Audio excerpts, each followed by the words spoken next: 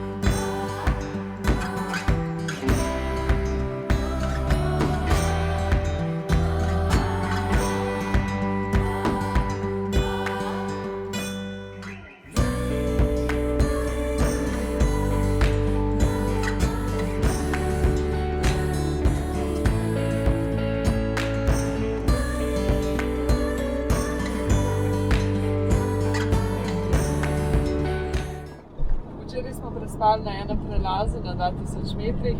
V bistvu sploh nismo imeli namen tam spati, ampak iti še naprej. Ampak je bila pol to tura, da sva bila že oba lačna in smo gor pojedli kosilo, pa so pa nama ni dali več naprej penati. Tako da danes se bomo samo v dolino spustili oziroma na južno stran tega parka. Tukaj smo tudi imeli en pohod v mislih, ampak so žal tukaj vsi prepovedani, ker v središču tega parka ne smejo niti vstopiti, tudi če so na povodcu. Tako da ja, zdaj bomo ta del večinoma bolj prevozili, pa potem na vzhodni strani več potem.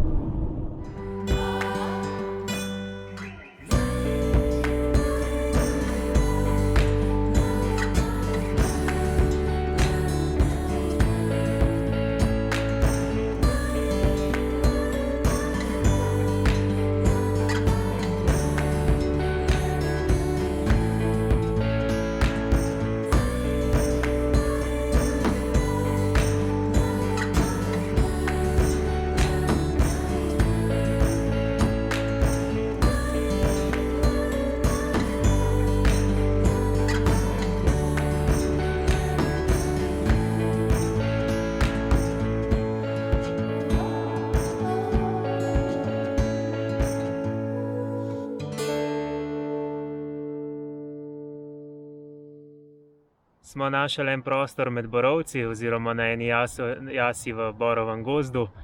Sploh se ne počutimo, da smo v Alpah, no res diši po teh borovcih, tako da nas sam hribi zadaj za drevesi spominjajo na to, da smo v Alpah.